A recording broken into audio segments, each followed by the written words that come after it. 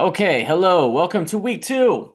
So, this week we are going to be starting the first step in writing project one, and that is the writing of what is called a literacy narrative. That is going to be the focus of the second part of this video. Um, we're going to split the video, divide it into two different ones. We're just going to put it all in the same video lecture, though.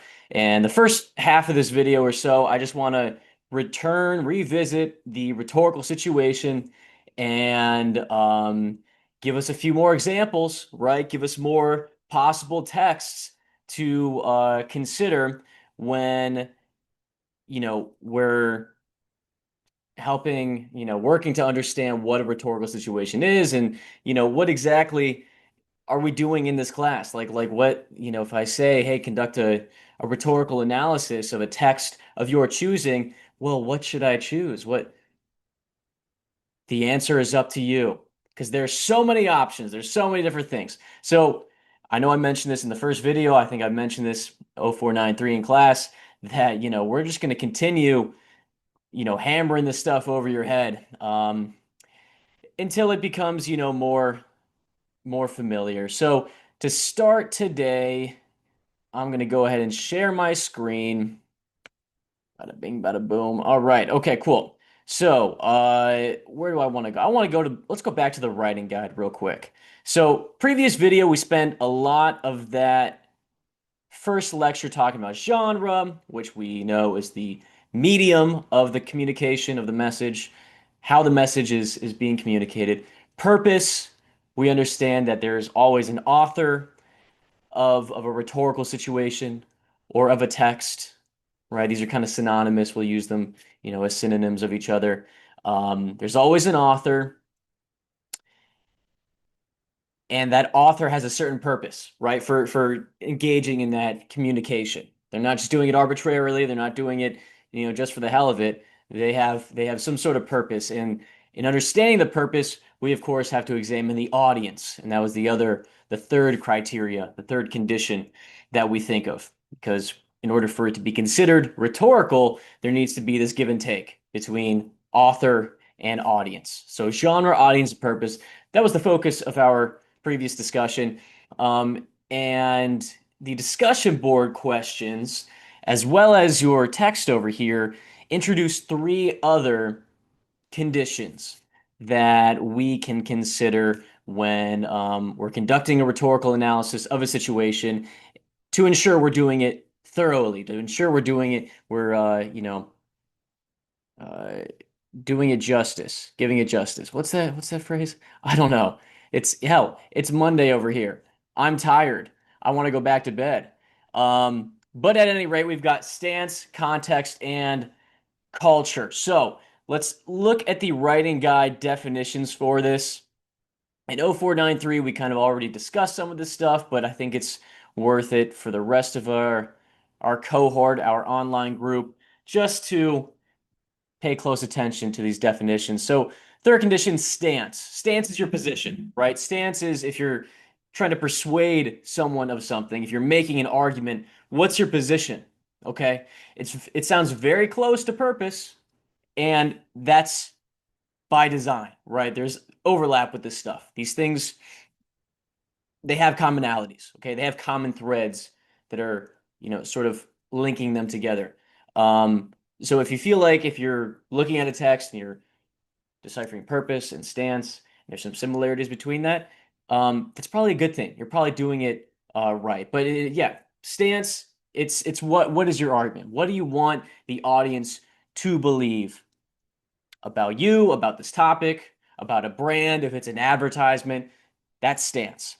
Context and culture. So the main difference between these two, because again, they sound very similar to each other, and two words that I know I use quite often, two words that carry a lot of meaning outside of just this framework that is a rhetorical situation. So as it applies to this, context is kind of like setting, right? So the setting in which the communication is taking place.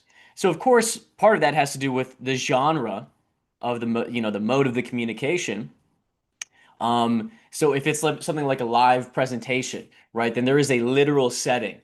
with a live audience and a live author, a live speaker who's presenting that information. And so the physical space, right, the physical setting um, plays into this idea of context, right?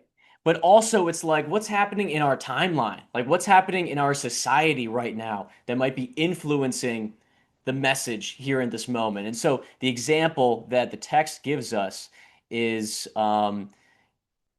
you know, what does it say here? So some examples might be a communication taking place during a global pandemic or during a Black Lives Matter protest. The context affects the ways in which a particular social, political, economic situation influences the process of communication.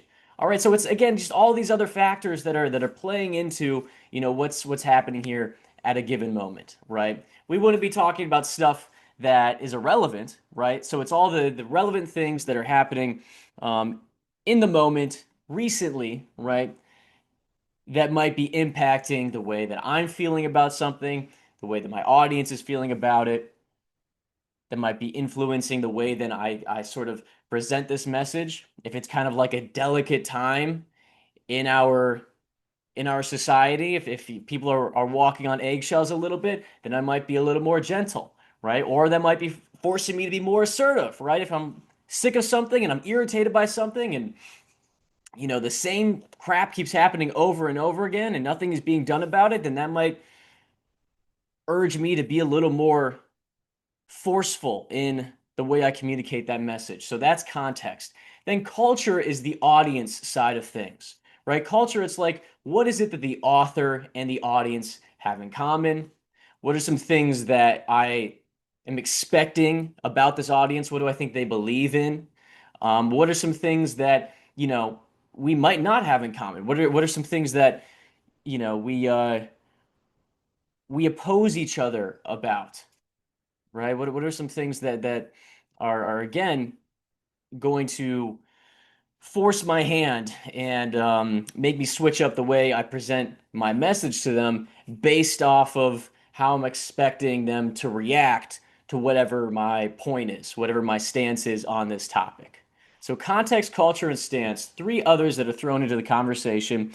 I appreciate you guys doing your best with the examples that you posted in the discussion board. If you completed the discussion board from this past week, and we've got another one this week. This time, instead of asking about your personal lives, trying to identify a rhetorical situation from your everyday life, which I realize can be difficult because, sometimes we'll choose something that is, you know, very just everyday, just very commonplace. It's nevertheless a rhetorical situation, right? The example we talked about in 0493 was like walking on the hallway and giving someone a head nod, right? Like that's still a rhetorical situation. That's still communication. This simple like gesture of body language. Um, and we can kind of briefly analyze the factors that are playing into why I'm giving this person a head nod in the hallway.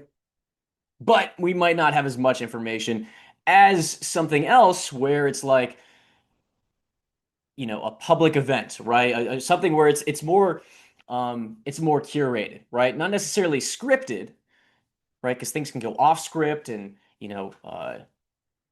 go any which direction. Things often go in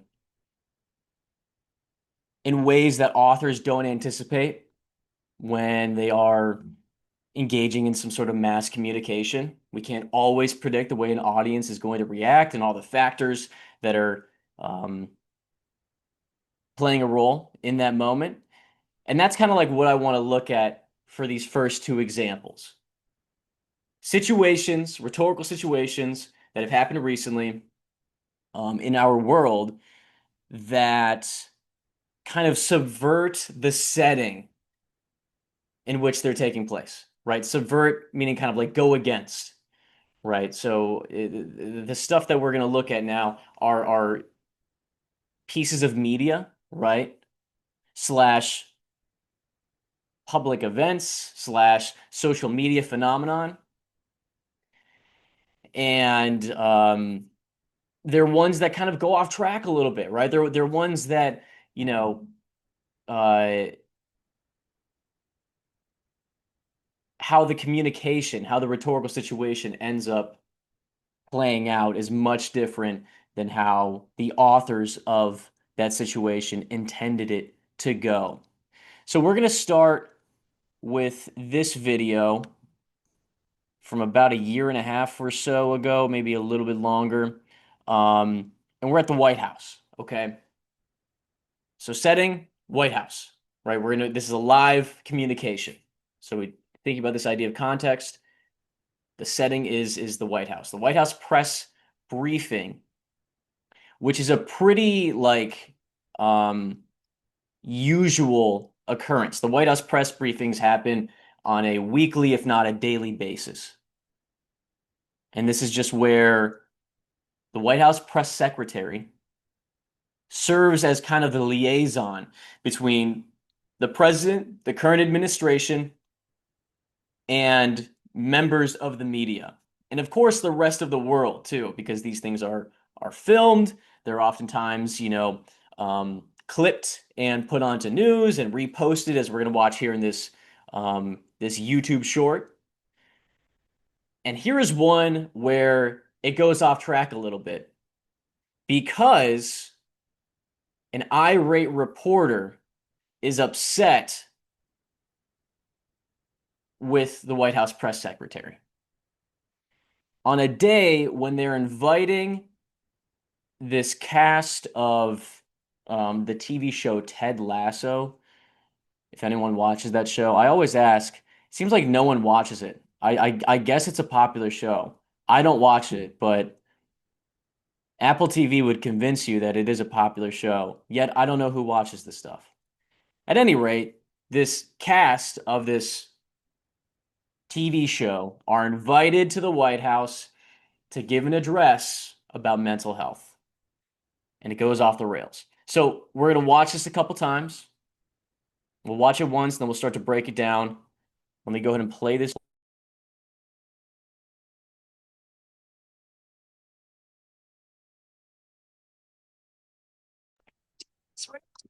We're not doing this. We're not doing this. From across the room. You didn't discriminate against me. Are we ready? Are we going to behave? While many folks. Please, Simon. Sorry to our guests. We apologize. Yes, I apologize. While it's easier said than done, we also have to know that we shouldn't be afraid to ask for help ourselves, and that does take a lot, especially when it's something that has such a negative stigma to it, such as mental health, and it doesn't need to be that way. If you have grievances, you should bring them to her later. I have what has just occurred this last 10, 15 minutes is unacceptable. It is unacceptable. Okay. Cool. All right. So we've got let's rewind it a little bit. So the genre. We always start with genre, right? We start with the genre of communication. Genre that we're working with. We're getting a speech, a public speech, right, to a live audience. Not like me, I'm giving something of a speech right now, but it's to our internet community. And so giving this address, if we're looking at it through the lens where we always have to pick a single author, and so I think it's most intriguing to look at it through the viewpoint of this guy right here, right? Jason Sudeikis, the lead actor on the TV show Ted Lasso. So this comedian, this actor, is invited to the White House to give this public address on mental health awareness.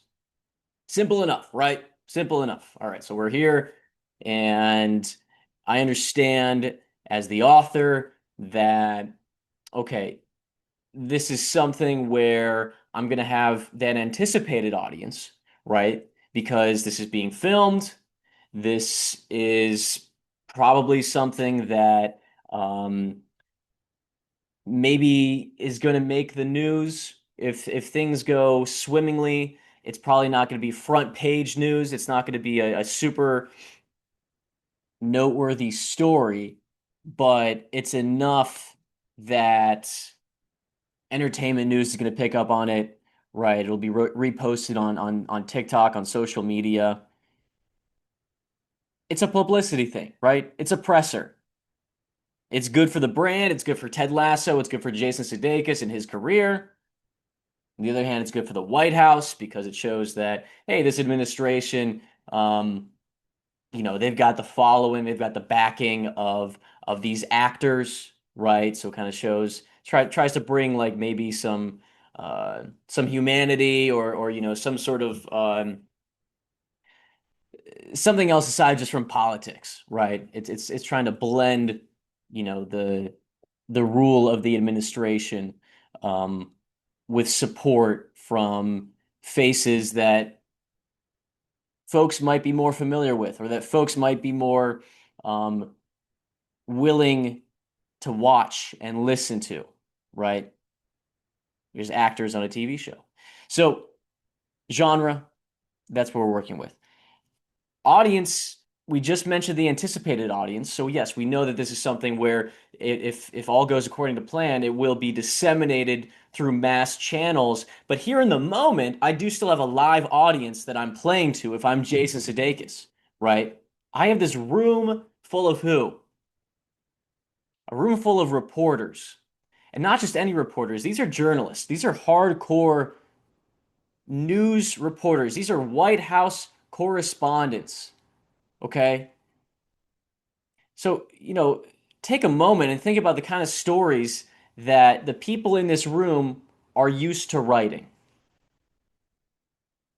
I can tell you right now, they're not going to be doing a front page news story on the Chicago Tribune or Wall Street Journal. They're not going to lead, the nightly news with David Muir or even your local news. They're not going to whatever CNN, Fox News, whatever you watch. They're not going to lead that news hour with some simple story of a celebrity coming to the White House and giving an address on mental health. These are people that are used to the hard hitting stuff, right? They're digging the dirt. We could say, as an audience, we might expect something of an ego from them, right? And I think you have to kind of have that to survive in that industry. You have to, of course, really believe in the work that you're doing,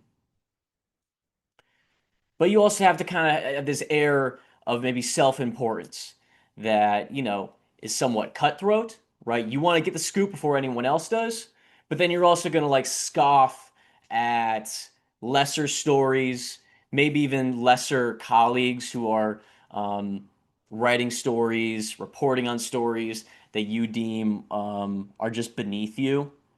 That's this room of people. And so if you know anything about Jason Sudeikis, he's no stranger to live performances. He was on SNL, he's in movies, he's on at award shows and stuff like that. But this isn't the Oscars. This isn't like some ceremony with his peers there to celebrate him.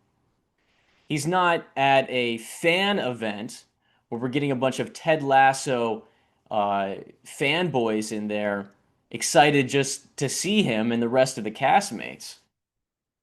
This is a room full of professionals and professionals that I don't want to say that they don't jive with what Sudeikis does, but they're in a different industry, right? They're in media. These are two people who are in media.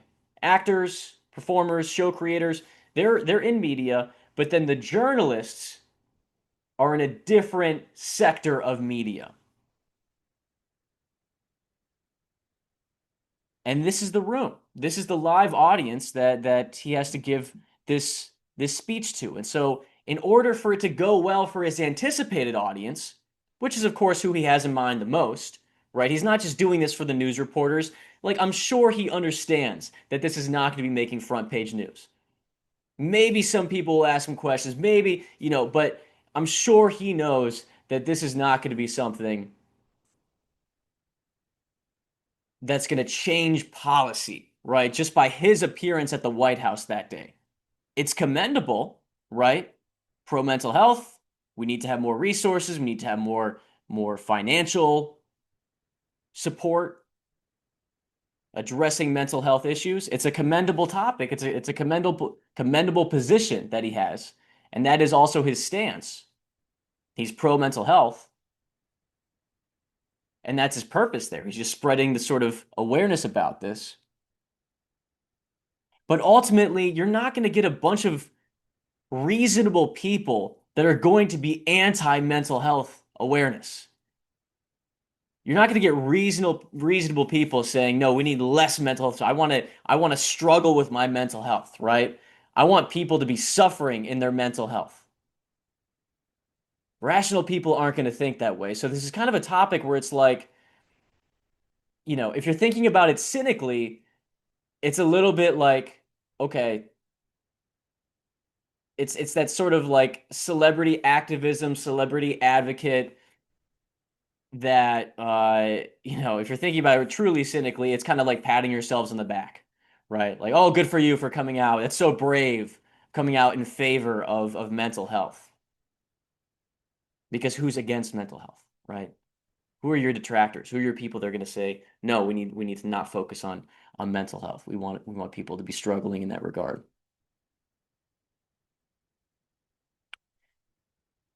And so the wrench that gets thrown into the plans over here that cause Sudeikis' purpose, his stance to be changed is this irate reporter. So this man, Simon Ateba, he is a White House correspondent. And the reason why he's upset is because he's alleging that the then White House press secretary, Karine Jean-Pierre, was not answering his emails, requesting a quote, requesting information, whatever it was.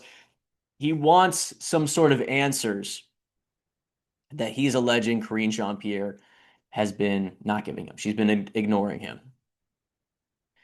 All right, we said before we got started with this that these White House press briefings happen on an almost daily basis, right? They're happening constantly. So it's not like this is the first time Simon Ateba has seen Karine Jean-Pierre in a long time, right? He's been seeing her, and he's been trying to get these answers for months, 4, 5, 6 months. Emails aren't being answered. So then why would he choose this day of all days to voice his displeasure with the administration and with KJP? You have to think that it's because we have these celebrity folks on here, right? And so for one, Ateba is knowing, well, this is a different sort of day. Any other day, if I argue with Karine Jean-Pierre, it's going to be pretty like it's business as usual, right? Unless it's something like truly controversial happening, it's not going to make the news because these rooms, these White House press briefings, yeah, they're known to be contentious, right? We just talked about the ego of reporters. They're known to pry, they're known to dig, they can poke and prod, and they want their answers. And they'll jump over each other trying to get those responses. And the White House press secretary, she's almost in defense mode on a daily basis, right? Because yeah, she's the liaison, but she's also kind of like the sentry, right? She's also kind of like the first line between the media and those behind the scenes, the president, his cabinet. This was during the Biden administration, by the way. So these meetings are known to get like a little heated. That's nothing new. But deciding to do this right now in this moment when they're about to announce Ted Lasso to the stage, Ateba yelling, request. This is a very intentional move on his part because now this meeting that was supposed to go this one way, where we invite the guests on, they chat, they talk about this thing for a little bit, we applaud, maybe a few people ask some questions. they set on their way, everybody wins, right? Simon Ateba doesn't view it, he doesn't view it as that way though, right? He's thinking, how do I win? How do I win? This isn't a story that I care about. I'm not going to be writing about this. This isn't making the news tonight. This is not important to me. This has no bearing on me and the things that I care about. The things that I do care about, the story that I do want to write, it's being ignored. I'm not getting the quotes that I want. I'm not getting the information that I'm requesting. So I'm going to choose this moment to voice that because I know it's got more of a chance of going viral. I know it's going to kind of subvert and change the mood of the room. And in that way, I'm kind of sending a message to these celebrity folks and the White House too that I and likely others, but I'm bold enough to voice it, that I resent them deciding to use this day for this kind of a fluff piece. You know, these aren't experts coming in, these aren't policymakers. They have influence. I'm not taking that away. You know, we live in a celebrity infatuated culture. So they have influence over public opinion, no doubt. But these reporters, you know, there seems to be kind of like maybe a little bit of a grudge or if not some resentment between them. And since this is their space, right? These journalists, this is their space. Politicians, journalists, this is the real world in their minds. This isn't Hollywood land. And so I would argue that Ateba is doing this not only because he thinks it's going to get the attention and the action that he wants, it's going to force Karine Jean-Pierre's hand to respond to his emails. So it's giving him its voice, it's giving a platform to his issues, right? Um, but also it's communicating to Jason Sudeikis, hey, go ahead and wrap this shit up, okay? Because we're not interested. We'll play along. We'll play along, but understand that this isn't this is no bearing on the work that I do.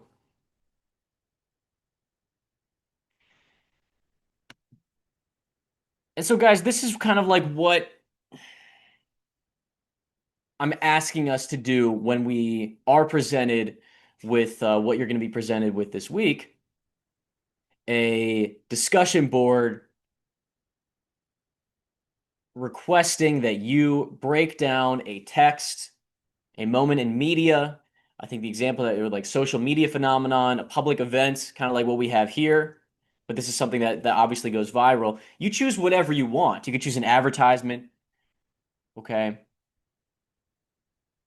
But I want us to be thorough. I want us to really consider all of these things.